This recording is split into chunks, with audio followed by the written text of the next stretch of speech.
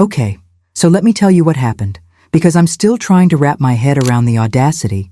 I'm Laura. I'm 34 years old.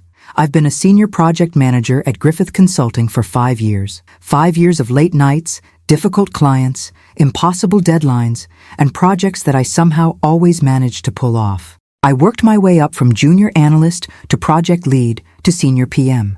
And 6 months ago, I was promoted to lead the client services team for our enterprise accounts. I earned that promotion. And Derek? Derek hated that. Derek is 31. He's smart. He's charming, he's got an MBA from a school he loves to mention, and he's been at Griffith for 3 years. When the promotion was announced, he smiled and congratulated me in front of everyone. But I saw it in his eyes, that flicker of resentment, that quiet fury that someone else, someone who wasn't him, had been chosen. And that's when I realized Derek wasn't just competitive, he was vindictive. The meeting was supposed to happen on a Tuesday. We were 3 months into a massive implementation project for Apex Financial, one of our biggest clients.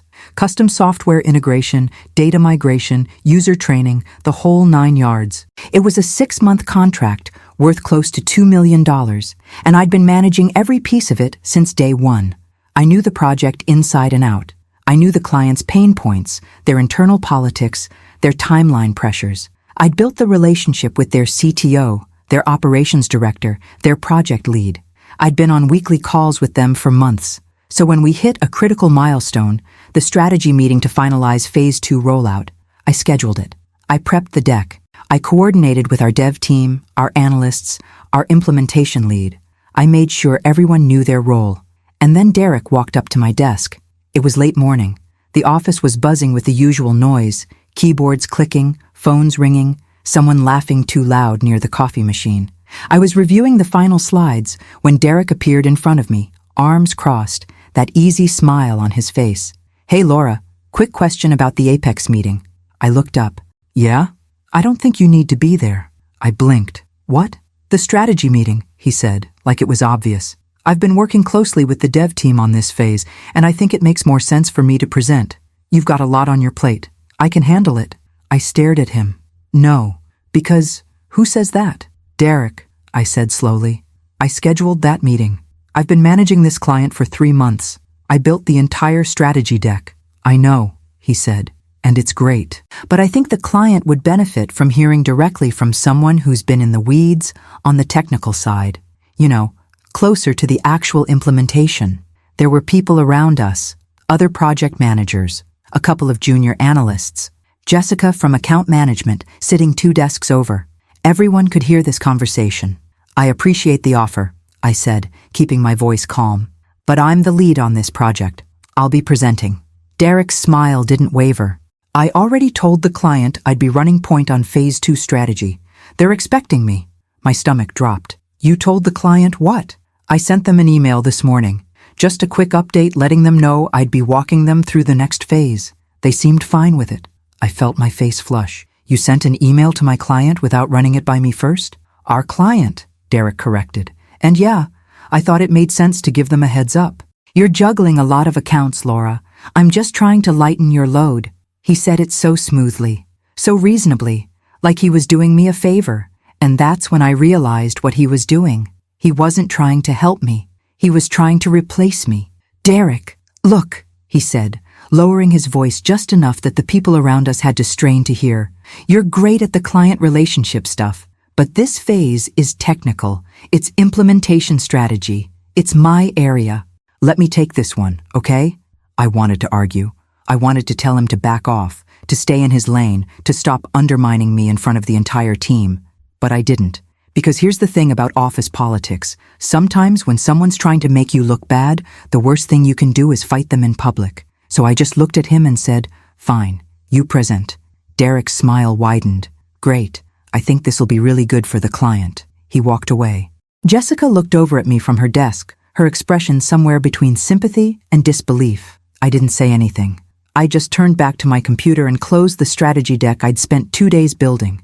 The meeting happened without me. I wasn't on the calendar invite. I wasn't on the call. I sat at my desk and worked on other projects while Derek walked into the conference room with the Apex team on the screen and presented himself as the lead. I didn't listen in. I didn't try to join. I just let it happen. And here's what I told myself. If Derek wanted to take the meeting so badly, if he thought he could do it better than me, then fine. Let him prove it. Let him show everyone how capable he was. Let him own it. The rest of the week was quiet. Derek didn't come by my desk to debrief. He didn't send me notes from the meeting. He didn't update me on what the client said or what decisions were made. He just acted like everything was fine. On Thursday, I got a short email from Apex's CTO, Laura. Thanks for coordinating this project so far. Looking forward to seeing how Phase 2 shapes up. Let's reconnect next week. It was polite, professional, but something about it felt off. I didn't respond right away. I was too busy putting out fires on 2 other accounts and prepping for a pitch meeting with a potential new client. But that email sat in the back of my mind like a rock in my shoe. Monday morning, I walked into the office and found Derek standing outside my door. Not at his desk, not in the break room, not in a meeting. Outside my office. He looked terrible. His shirt was wrinkled. His tie was loose. He had that look people get when they've been awake too long worrying about something they can't fix. "Laura," he said, "do you have a minute?" I set my bag down on my desk, took off my coat and looked at him. "Sure." He stepped inside and closed the door behind him. And that's when I knew something had gone wrong. "I need to talk to you about Apex," he said. I sat down in my chair and gestured to the seat across from me. "Okay." He didn't sit. He just stood there, hands shoved in his pockets, looking at the floor. "So, the client reached out over the weekend. They have some concerns." I waited. "They're saying the Phase 2 strategy doesn't align with what we discussed in the earlier phases. They're asking questions about data migration timelines, user training schedules, integration checkpoints, stuff I thought was already locked in." I kept my face neutral. And I don't have answers," he said. "I mean, I have some answers, but not the level of detail they're asking for. I thought the dev team had all of this mapped out, but apparently there are gaps." "Gaps," I repeated. "Yeah. In the strategy you presented." "Yeah." I leaned back in my chair. "Derek, did you review the full project documentation before the meeting?" He hesitated. "I skimmed it." "You skimmed it." "I focused on the technical implementation piece. That's what I thought they cared about." "And the client relationship piece?" I asked. "The part where I've been managing their expectations, tracking their concerns, documenting every decision we've made over the last 3 months?" He didn't answer. I picked up my phone and opened my email. I scrolled to the thread with Apex's CTO, the one I'd been managing since the project started. Dozens of emails, status updates, clarifications, adjustments. I turned the screen toward Derek. "This is what client management looks like," I said. "It's not just the technical strategy. It's understanding what they need, what they're worried about, what they're going to ask for before they ask for it. That's my job. That's what I've been doing for 3 months." Derek stared at the screen. "And you skimmed it," I said. He looked up at me, and for the first time since I'd known him, he looked genuinely rattled. "I need your help," he said. "The client's asking for a follow-up call this week. They want detailed answers. I don't have them." I set my phone down. "So let me get this straight," I said. "You told me I wasn't needed at the meeting. You emailed my client without telling me. You presented a strategy you didn't fully understand, and now you're here asking me to fix it." "Laura, tell me why," I said, my voice calm but sharp. "I should clean up your mess when you made it very clear that you didn't think I was necessary." Derek opened his mouth, closed it, opened it again. "I made a mistake," he said quietly. "Yeah," I said. "You did." He looked at me, waiting. I let the silence sit there for a long moment. Then I leaned forward. "Here's what's going to happen," I said. "I'm going to get on that call with Apex. I'm going to answer their question. I'm going to fix the strategy gaps you created. And I'm going to make sure this project stays on track." Derek exhaled. "Thank you." "I'm not finished," I said. He stopped. "You're going to sit in on that call. You're going to listen. And you're going to learn what it actually takes to manage a client relationship. Because this," I gestured between us, "this doesn't happen again." He nodded. "Understood. Good. Now get out of my office. I have work to do." He left. I sat there for a moment, staring at the closed door, my hands folded on my desk. And that's when I realized something. Derek hadn't just underestimated me. He'd underestimated the work itself. He thought showing up and sounding confident was enough, but it wasn't. And now he knew it. The call with Apex was scheduled for Wednesday afternoon. I spent Tuesday pulling together everything Derek should have reviewed before that meeting. The full project timeline, the data migration protocols, the user training schedules, the integration checkpoints, every single detail the client had flagged as critical over the past 3 months. I didn't do it for Derek. I did it because I wasn't going to let a client relationship I'd spent months building fall apart because someone decided he was more important than the actual work. Derek sent me an email Tuesday night. "Thanks for stepping in. I'll be ready for the call." I didn't respond. Wednesday came, and I walked into the conference room where Derek was already sitting, laptop open, looking like he'd barely slept. Good. I set my notebook down, pulled up the client file on my laptop, and waited. At exactly 2 o'clock, the Apex team joined the call. Their CTO, Michael Chen, appeared on screen first. Then their operations director, Karen, and their project lead, Sam.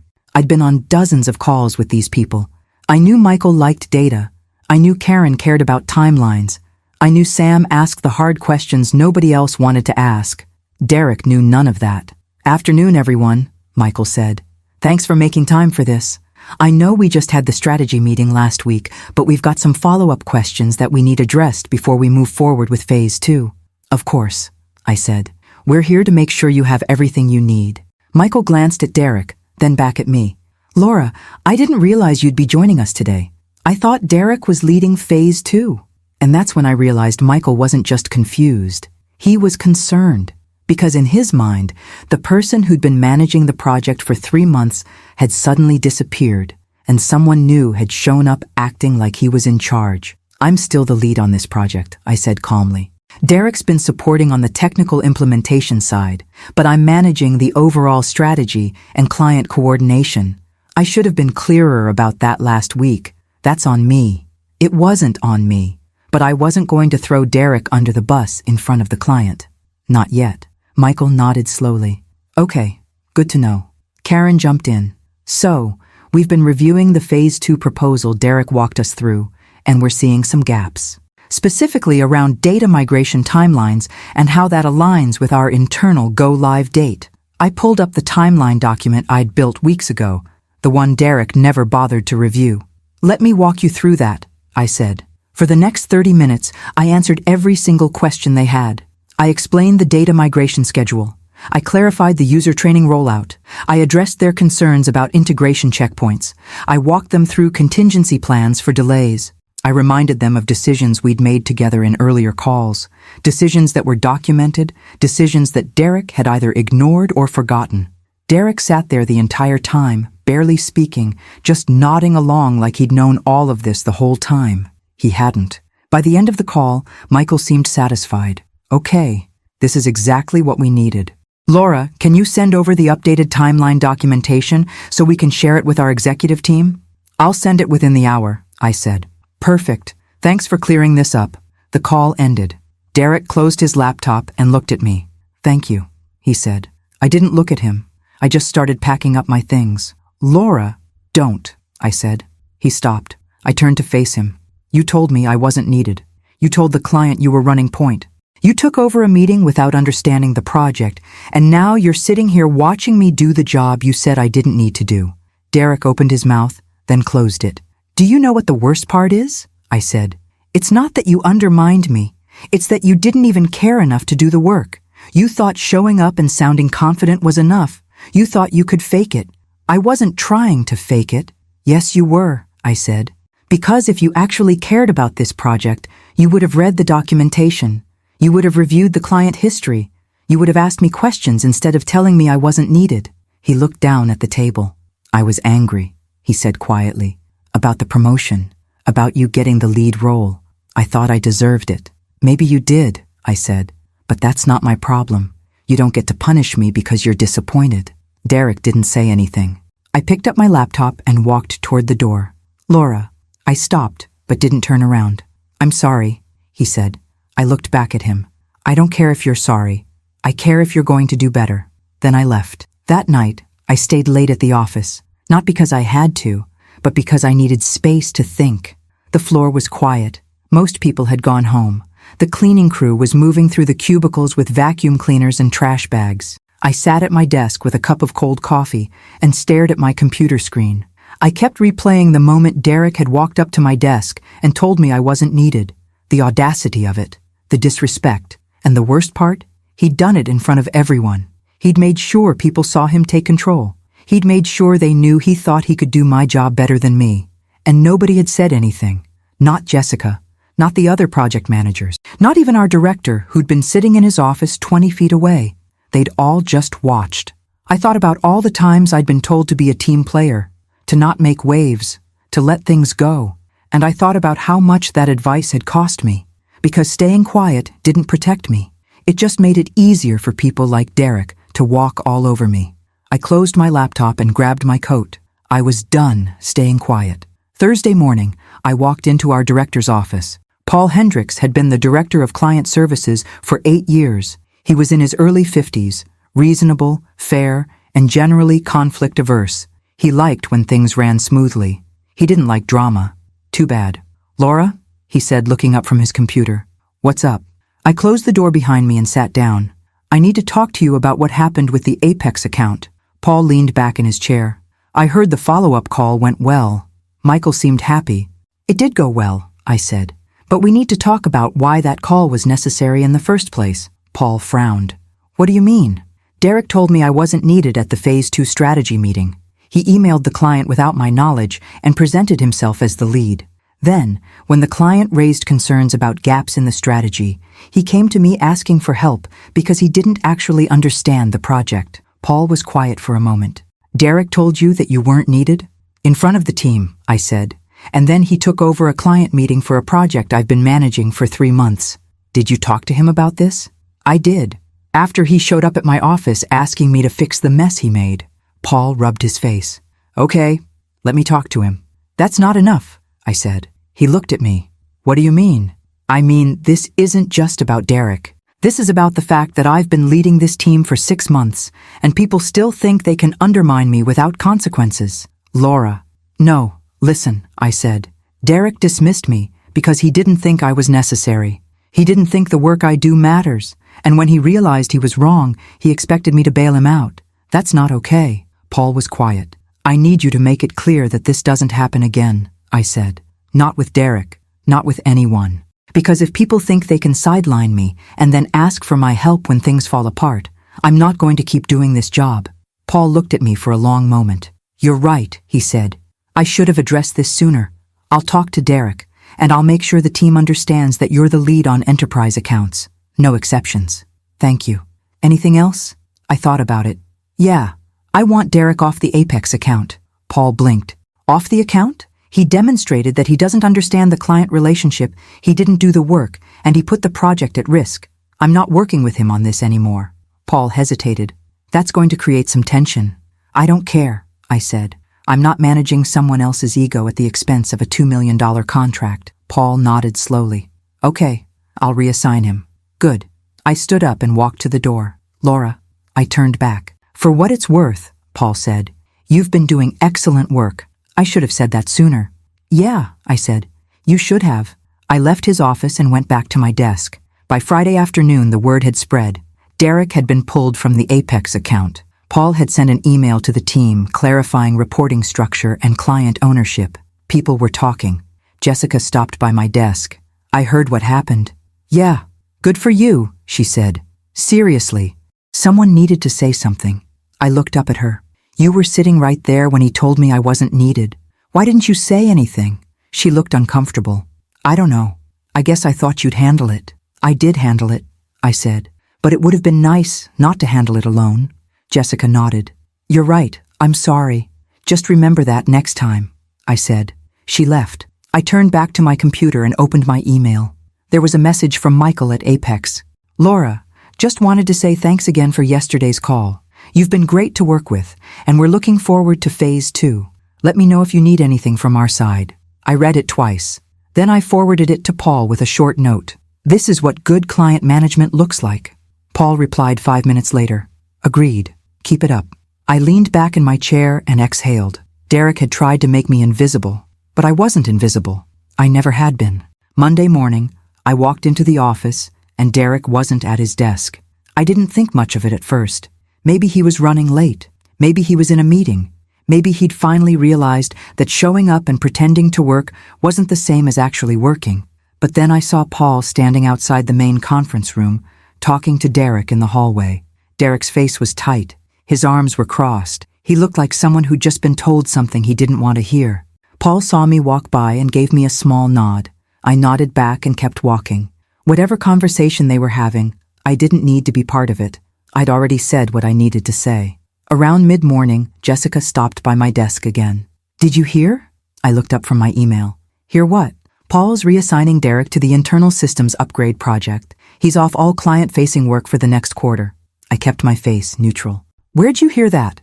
"Derek told someone in the break room. He's not happy about it." "I'm sure he's not," I said. Jessica leaned against the edge of my desk and lowered her voice. "People are saying you went to Paul and got him pulled from Apex." "I did." Her eyes widened. "You actually told Paul to take him off the account?" "Yes." "Wow." I looked at her. "Why is that surprising?" "It's not," Jessica said quickly. "It's just, most people wouldn't have done that. They would have just let it go." "Yeah, well," I said. "I'm done letting things go." Jessica smiled. "Good." She left, and I went back to work. That afternoon, I had a one-on-one meeting with Paul. It was our regular check-in, but I knew he'd want to talk about the Derek situation. I walked into his office, sat down, and waited. Paul closed his laptop and looked at me. "So, Derek's been reassigned." I heard. He wasn't happy about it. "I didn't expect him to be," I said. Paul leaned back in his chair. "He thinks you're being unfair. He thinks you're punishing him for one mistake." I felt my jaw tighten. It wasn't one mistake. It was a pattern of disrespect, poor judgment, and putting a client relationship at risk because he thought his ego was more important than the work. Paul nodded slowly. "I agree." I blinked. "You do?" "Yeah," Paul said. "I should have stepped in sooner. I saw the dynamic between you two, and I told myself it was just competitive tension. But it wasn't. It was him undermining you, and I let it happen." I didn't say anything. "I talked to Derek this morning," Paul continued. "I told him that what he did was unacceptable. I told him that if he ever pulls something like that again, with you or anyone else, he's done." "And what did he say?" "He said he understood. But honestly, I don't think he does. Not yet. I think he's still seeing this as you getting him in trouble instead of him creating the problem in the first place." I exhaled. "So what happens now?" "Now he works on internal projects where he can't damage client relationships. And you keep doing what you've been doing, which, for the record, is excellent work." "Thank you." Paul hesitated. "I also want to say something else." I waited. "You were right to push back. A lot of people in your position would have just absorbed the disrespect and moved on. But you didn't. You stood up for yourself, you protected the client relationship, and you held someone accountable. That's leadership." I felt something loosen in my chest. "I appreciate that," I said. "I mean it," Paul said. "And I'm going to make sure the rest of the team knows it too." The next day, Paul sent an email to the entire client services team. The subject line read, "Clarification on project leadership and client ownership." I opened it. "Team, I want to take a moment to clarify roles and expectations moving forward. Laura Nguyen is the lead for all enterprise client accounts, including Apex Financial, Meridian Systems, and Clearwater Group. She is responsible for client strategy, relationship management, and project oversight. Any client communication, strategy changes, or meeting coordination must be reviewed and approved by Laura before moving forward. This is not a new policy. This is how we've been operating. But I want to make sure there is no ambiguity. Laura has been doing exceptional work managing these accounts, and I expect everyone on this team to support her leadership. If you have questions about roles, responsibilities, or project ownership, come talk to me directly. Thanks, Paul." I read it twice. Then I forwarded it to my personal email, just in case I ever needed to remind myself that someone had finally said it out loud. "You are the lead. You are responsible. You are doing exceptional work." That afternoon, Derek walked past my office. He didn't stop. He didn't look at me. He just kept walking. And that's when I realized something. Derek wasn't angry because I'd gotten him reassigned. He was angry because I'd stopped playing along. For months he'd been able to undermine me, dismiss me, and take credit for work I'd done, and I'd let it happen because I didn't want to make waves. I didn't want to be seen as difficult. I didn't want to be the woman who couldn't get along with her team. But the moment I stopped letting it happen, the moment I stood up and said, "No, this isn't okay," everything changed. Not because I was mean, Not because I was unfair, but because I finally valued myself enough to demand that other people value me too. By the end of the week, I had another call with Apex. This time, it was a celebration call. Phase 1 was officially complete. All deliverables met. All timelines hit. The client was thrilled. Michael, Karen, and Sam were all on the screen, smiling. "Laura, I just want to say thank you," Michael said. "This has been one of the smoothest implementations we've ever done. You've been on top of everything from day one." "I appreciate that," I said. "It's been a great partnership." "We're looking forward to phase 2, Karen added, "and we're really glad you're leading it." I smiled. "Me too." After the call ended, I sat in my office for a moment, staring at the screen. "We're really glad you're leading it." Not Derek, me. Because I'd done the work, I'd built the relationship, I'd earned their trust, and nobody could take that away from me. That night, I went home and poured myself a glass of wine. I sat on my couch, pulled out my phone, and scrolled through my messages. There was a text from my best friend, Mia. "How's work?" I smiled and typed back, "Better. A lot better." She replied immediately, "Tell me everything." So I did. I told her about Derek telling me I wasn't needed. I told her about him tanking the meeting. I told her about him showing up at my office asking for help. I told her about going to Paul and demanding accountability. And I told her about the email Paul sent to the team. Mia's response was immediate. "Finally. I'm so proud of you." I stared at the message for a long moment. I was proud of me too. Not because I'd gotten Derek in trouble, but because I'd finally stopped letting people treat me like I didn't matter. The following Monday, I was in my office reviewing the Phase 2 timeline when there was a knock on the door. I looked up. It was Derek. He stood in the doorway, hands in his pockets, looking uncomfortable. "Can I come in?" I hesitated, then nodded. "Sure." He stepped inside but didn't sit down. "I wanted to talk to you," he said. "Not because Paul told me to, but because I need to say this." I waited. "I was wrong," Derek said. "About everything, about telling you that you weren't needed, about taking over the meeting, about thinking I could do your job better than you." He paused. "I didn't respect the work you do. I thought it was just client schmoozing and email management. I didn't realize how much strategy, planning, and relationship building goes into it. And I definitely didn't realize how much damage I could do by ignoring all of that." I kept my face neutral. "Okay, I know you got me pulled from the account," he said. "And honestly, you were right to do it. I wasn't ready, I wasn't prepared, and I put the client at risk because I cared more about proving myself than actually doing the job." I leaned back in my chair. "So what are you going to do differently?" Derek looked me in the eye. "I'm going to stop assuming I'm the smartest person in the room. I'm going to ask questions, I'm going to do the work, and I'm going to respect the people who've been doing this longer than me." "Good," I said. He nodded. "I know you don't owe me anything, but if there's ever a chance for me to earn back your trust, I'd like to try." I thought about that. Part of me wanted to tell him no. Part of me wanted to keep him at arm's length, to never give him the opportunity to undermine me again. But another part of me, the part that believed people could actually learn, wanted to see if he meant it. "Here's the deal," I said. "You do the work. You prove you can be trusted, and maybe eventually we can work together again. But that's on you, not me." "Understood," Derek said. He turned to leave, then stopped. "For what it's worth," he said, "you're really good at this job. Better than I gave you credit for." "I know," I said. He smiled faintly. "Yeah, I guess you do." He left. I sat there for a moment, staring at the open door, and then I got back to work. 2 weeks later, Paul called me into his office again. "Good news," he said. "Apex just signed on for Phase 3. They want to expand the implementation to 2 more divisions. It's another 18-month contract." I smiled. "That's great. They also specifically requested that you remain the lead. Michael told me they wouldn't have signed if anyone else was managing it." I felt something warm spread through my chest. "That's good to hear." Paul leaned forward. "Laura, I want to talk to you about your role here." I frowned. "What about it?" "I think you're ready for more. I'm creating a new position, Director of Client Strategy. It's a leadership role. You'd oversee all enterprise accounts, manage the PM team, and report directly to me. I'd like you to take it." I stared at him. "Are you serious?" "Completely," Paul said. "You've earned it. And honestly, you've been doing the job for months already. It's time we made it official." I didn't know what to say. "Think about it," Paul said. "We can talk details next week. But I wanted you to know that I see the work you're doing, and I want to make sure you're recognized for it. I nodded. Okay, thank you. I walked out of his office and back to my desk. Jessica saw me and smiled. You look happy. What happened? I got promoted, I said. Her eyes went wide. What? That's amazing. Congratulations. Thanks. Wait, Jessica said. Does that mean you're going to be our boss? I smiled. I guess it does. She laughed. Good. It's about time someone who actually does the work was in charge. That night I went home and called Mia. Guess what? I said. What? I got promoted. Director of Client Strategy.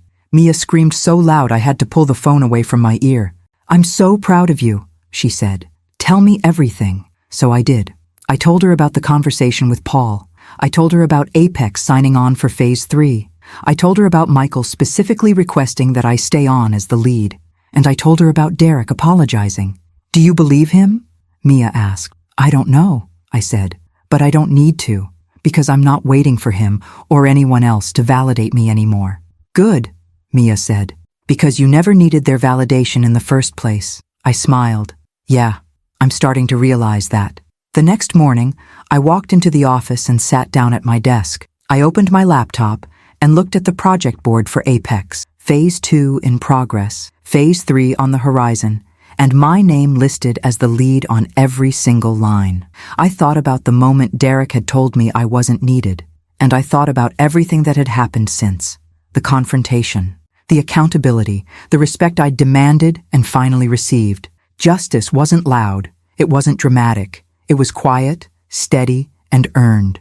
It was my name on the project, my client asking for me specifically, my promotion that I didn't have to beg for, and the knowledge that I'd never let anyone tell me I wasn't needed again. Because I was needed. I always had been.